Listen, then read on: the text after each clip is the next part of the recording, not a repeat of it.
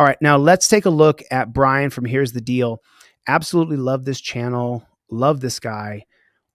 Easily one of my favorite reporters on all of YouTube. This guy, Brian from Here's the Deal.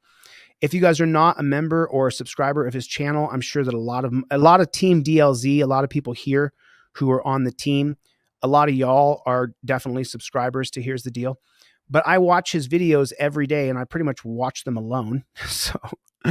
So I figured while I was live, I may as well share this with y'all. Listen to this one. Fly with cash, and law enforcement could take it without ever having to prove you did something wrong. We were talking about this in the commercial break. It's happening regularly at Hartsfield-Jackson International Airport. Channel 2 consumer investigator Justin Gray is here now. So, Justin, it can be a long and expensive process, you found out, to get that money back, even if it's legitimately yours. And, George, that's the wildest part of this whole thing. Craig. Not only are law enforcement agencies like DA seizing people's money at Hartsfield-Jackson without a warrant, Kyvan. they're keeping it. Brian Moore Jr. was flying from Atlanta to L.A. to shoot a music video. I had about $8,500 on me. Jerry Johnson was heading to Phoenix with the cash. And let me give you guys a little bit of insight here. When I shot the Terry era, it's a documentary, The Terry Era. You can look it up. It's on my channel. Am I being detained or am I free? Yeah, you're being detained. I invoke my Fifth Amendment right to remain silent. Great. Then I'm gonna need you to get the hell out of the car. Are you hard of hearing? Out of the car! I said step out of the... I didn't do anything. What are you doing, man? Don't resist, Michael. Don't resist. Don't resist. For me to shoot the Terry era cost $100,000. So if he's traveling to Atlanta with $8,500 to shoot a music video, those people are working for passion. Those people are working because they care about being in production, and that's what they want to do. The documentary that I shot called The Terry Era cost $100,000. The cost of production is enormous. So if he's traveling with $8,500 to Atlanta to shoot a music video, that is a very, very low budget video. Brian Moore Jr. was flying from Atlanta to L.A. to shoot a music video. Okay. I had about $8,500 on me. Jerry Johnson was heading to Phoenix with the cash to buy a truck at auction. It was $39,500. Both men left the airport with their cash gone, seized by law enforcement. It's nothing different being robbed. Somebody come up with your gun and take your money and then walk off. This is a picture a DEA agent snapped of Brian Moore. That's him in the green hair at the gate at Hartsfield-Jackson International Airport, heading to Los Angeles. They announced we were about to start boarding, and I was approached by two women. Moore says they asked if he was carrying guns or drugs. He wasn't. They asked about cash, which he did have. I've never been in a situation to where I was being treated as a terrorist or a criminal. Moore says he explained to the DEA agents the money was his to pay for his music video from the sale of his grandfather's car he inherited. They put my money in a big Ziploc bag, and they told me I was free to go. Got you, Like, David. you might want to leave or you're going to miss your flight. So what was Moore's mistake here? Number one, he talked to the police. Yes. In this case, DEA agents. And number two, he didn't start recording. Keep in mind, Brian. Moore has already passed through the Yes. unconstitutional blue shirt tyrant TSA checkpoint where they already violated his rights by checking for drugs and guns. And he was about to board the flight when the DEA asked him if he had guns and drugs, which he was already checked for. So DEA didn't just randomly happen to find a guy who just happened to be carrying a large amount of cash. He went through the TSA surveillance apparatus, made his way to his gate. In the meantime, TSA contacted the DEA to let them know, hey, you got a payday waiting for you here. And then DEA swooped in to make the heist. Yes. That's Brian. exactly Yes. what it was. A heist. Yes. Because the government's got what it takes to take what you got, baby. Am I right, guys? Am I right? This is Moore's money in the Ziploc. DEA kept the money, but never mentioned anything about a crime. Nobody ever charged you with a crime. I was never charged. You were never anything like convicted that. of a crime. Never convicted of a crime. But they took your money. They took my money. And did not give it back. Did not give it back. It happens every day at airports all across the country, including right here in Atlanta. I got you, Michelle. To prosecute the person, they just want their money. Dan Allman is an attorney at the Institute for Justice. He fought in courts for years to get open records data from Homeland Security on seizures. That data shows that here at Atlanta's Hartsfield-Jackson, just one agency, Customs and Border Protection, seized more than $108 million in cash from travelers between 2000 and 2016. These law enforcement agencies get to keep the money that they seize, and they view these seizures as a source of revenue. Jerry Johnson says he never heard from law enforcement again after they walked off with his $39,000 in cash. Wow. Nobody ever contacted me. Nobody asked me any questions. I never heard nothing from them after they seized my money. That's typical according to the government's own studies. A 2017 DOJ Inspector General review looked at a sample of 100 DEA seizures and found only 44 of those advanced or were even related to a criminal investigation. The same year, a Treasury Inspector General review found 91% of the money seized in cases it looked at was from a legal source. People should be free to travel with their own money. Brian Moore sued to get his money back. It took 2 years, and he won the case, but legal fees ate up most of his money by the time it was finally over. After about an almost 2-year process, I got back a little under $3,000. Now, I don't know about you, but this doesn't look like protecting and serving to me. It looks more like plotting and ambushing. Yes. This is the injustice system on full display for everyone to see. Even fake stream media is reporting on it, and they still do it. As a matter of fact, they just accelerate their efforts in fleecing the masses of our hard-earned income. And it's not even like they don't already take it out of our hides through taxes, fines, fees, and citations. But that's not enough.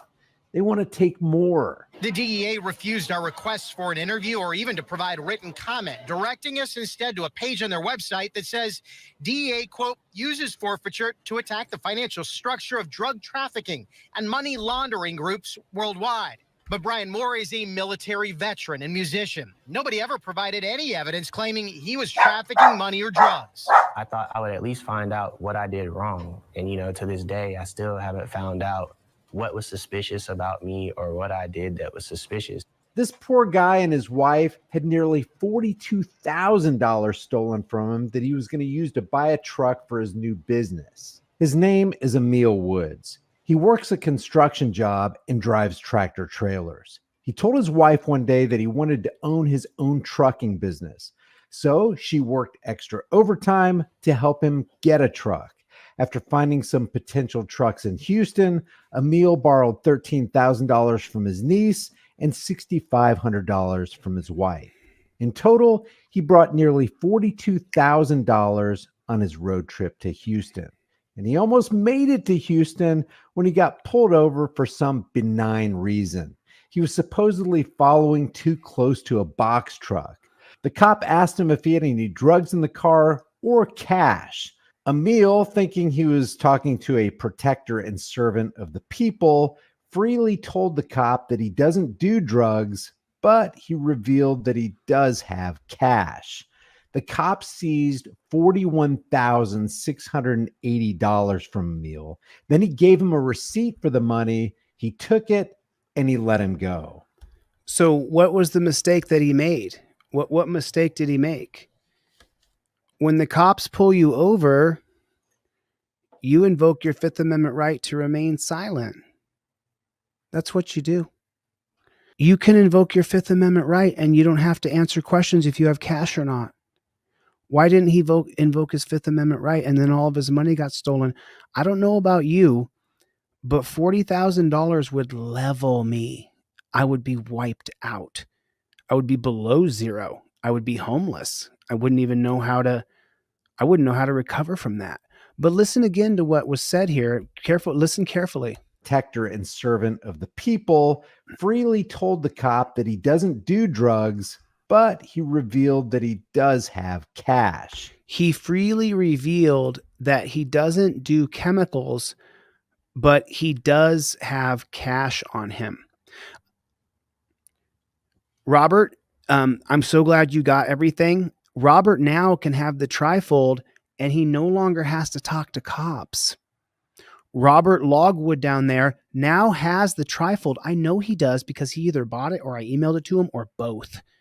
Now, when the cop comes up, you're not going to talk about the cash in your pocket. He won't be able to question you about the cash in your pocket once you've invoked your Fifth Amendment right, because he cannot question you any further after you invoke your Fifth Amendment right. That's what it takes. That's literally what it takes. You guys have got to listen to what I'm telling you. I mean, this is all I do. This is all I study. The cops seized $41,680 from Emil. Then he gave him a receipt for the money. He took it and he let him go.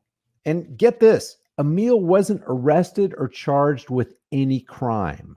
So these hardworking people are producing things that benefit others, and then law enforcement agents come along and work hard stealing their hard-earned cash.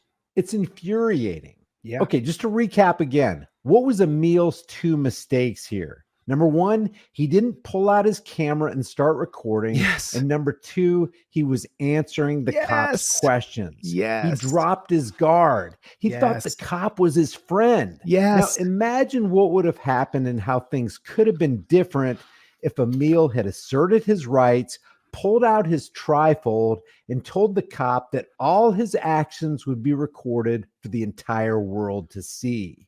Maybe things would have went down a little bit. I invoke my Fifth Amendment right to remain. And here's the kicker. Yes. The money they initially steal from us through taxes, they invest in third-party companies who help the cops seize even more property in cash. Yeah. This article from Fox News says DOJ eyeing Americans like ATMs, spending over not million, but $1 billion to aid civil asset forfeitures. The federal government spends billions to identify and seize assets through forfeiture. Down here, it says the Department of Injustice is shelling out more than $6 billion to private companies to manage its asset forfeiture investigations. Remember yesterday we watched that loser, Frank Sloop, and then he said, oh, we got this car from a governor's grant. Nope. You just heard it. Where did they get the money yesterday when we watched Frank Sloop to have that sports car for Frankie? With law enforcement agents like this, who needs ordinary criminals? Exactly. Hey, all you run-of-the-mill criminals out there, stop stealing. The government hates competition. Guys, we got to get our heads out of our derrieres, unite, and do something about it. Unite. If you haven't done so already, subscribe to this channel, share this video, like this video, make this video go viral. Because I'm telling you guys, the criminality of the agencies who claim to be protecting and serving us need to be stopped. Exactly. Remember, freedom is dangerous. It's uncomfortable. It's a little scary at times. But the only thing more uncomfortable and scary is not having freedom.